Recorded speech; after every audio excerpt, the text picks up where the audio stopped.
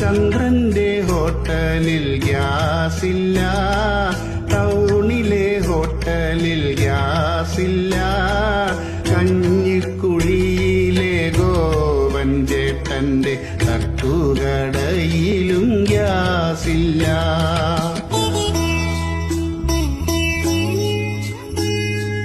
അകലെയെങ്ങാണ്ടുള്ള Persian രാജ്യത്ത് അവരുടെ ശത്രുക്കൾ ബോംബിട്ടു.